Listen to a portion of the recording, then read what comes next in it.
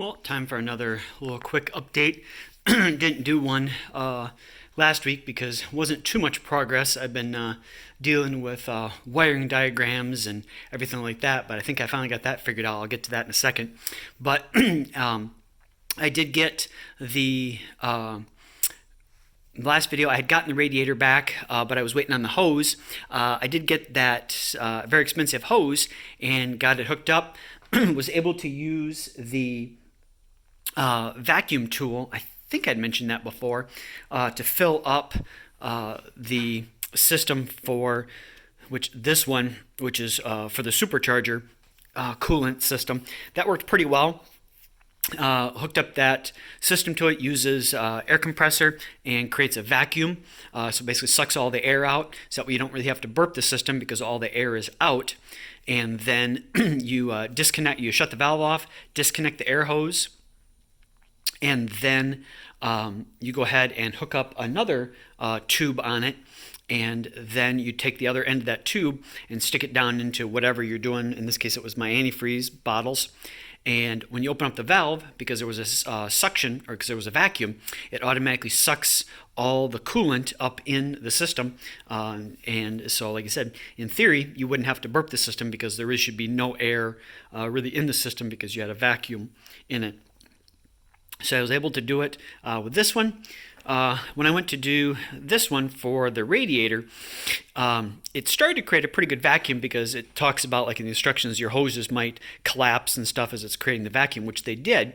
But I couldn't really get, unfortunately, a very good seal up top here.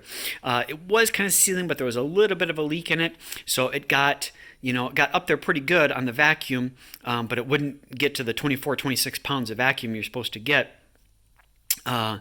And it would kind of get close, but it wouldn't quite get there. And then when I shut the valve off and disconnected the air compressor hose, I could hear it kind of sucking in. So I quickly swapped out and got it to suck in some of the coolant and stuff like that. But unfortunately, since it wasn't a complete vacuum, I did get some air in it. Hopefully, it's mostly gone.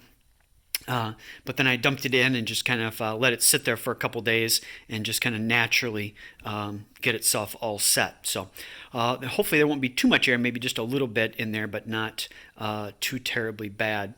So that is what I got done. So I got all that, everything put back together on the front there, and I got coolant in it. So that is pretty much done. Like I had mentioned in the last one, I had the seat put in, but the passenger side seat, but when I went to turn the key on and try to move the seat, even though things plugged in, they did not, nothing worked. So, like I said, I've been studying, drawing wiring diagrams and studying wiring diagrams for the last week and a half, and I think I finally got it figured out. They basically like almost flip-flopped 180 degrees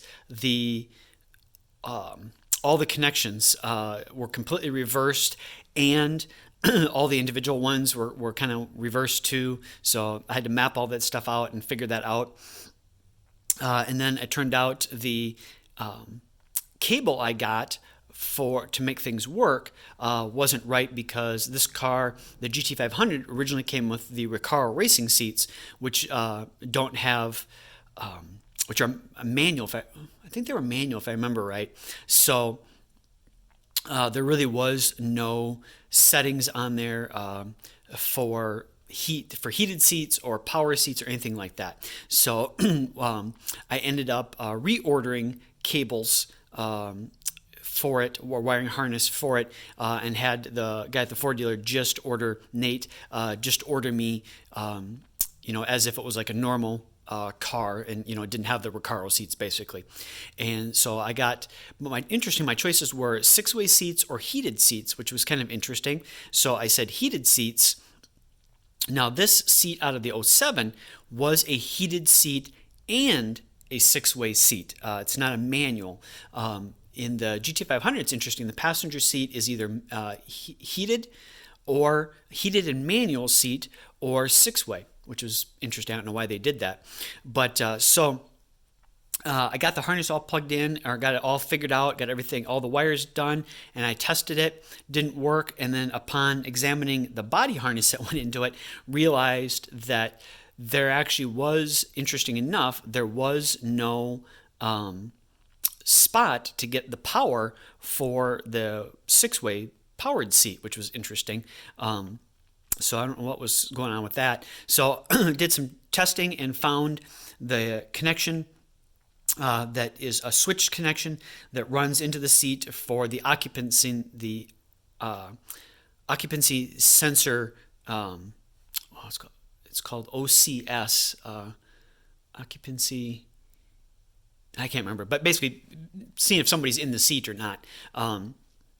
That was getting the full battery voltage coming to it, so I tied into that for also to run the six-way seat, and it works. So the seat now works. I don't have the key in to show you, but I tested it this afternoon. It works. So I went ahead and finished up the connections because I just had them kind of taped or kind of twisted, and then with some electrical tape in there. But I got them all in with connectors and everything, so they are fully ready to go. Basically, the only thing I got to do is put the bolts in and the nuts in on the seat to lock the seat down, but it is set. But I am going to try. There is wiring in from the body harness to the seat for heated seats, which is interesting.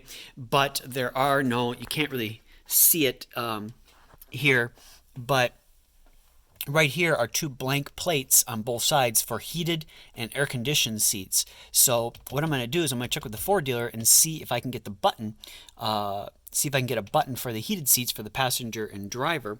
Since the wiring is already there, hoping I might get lucky that I can put that in there, and that'll activate the system.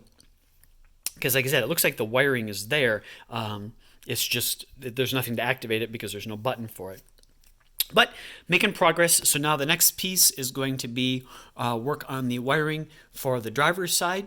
And then once the driver's side seat is in, then I'm probably going to try and start it. So that way I'm not trying to sit on the floor or, on whatever, putting a pail in there or something, to try to start it. But so we are getting closer. I did actually, when I was testing out, looking for this stuff for the heated seat, because I wasn't sure if it was a button or in the controls in the system, I actually did mess with the fans and blower fans and all that stuff comes on. So that's all good. So going a little long here, but so that's kind of where we are at. So looking good. So if I can get the button and that triggers the heated seats, probably the only GT500, I guess, with powered six-way and heated seats, at least on the passenger side. We'll see when I get working on the driver's side how that comes out. But so maybe the only GT500 I guess like that. So that's where things are at with the update. So that's about it. Like I said, didn't do one last week because I've been dealing with the wiring diagrams and didn't have much to show, and wanted to wait till I had something more significant to show you guys. So, all right, thanks for watching. Bye.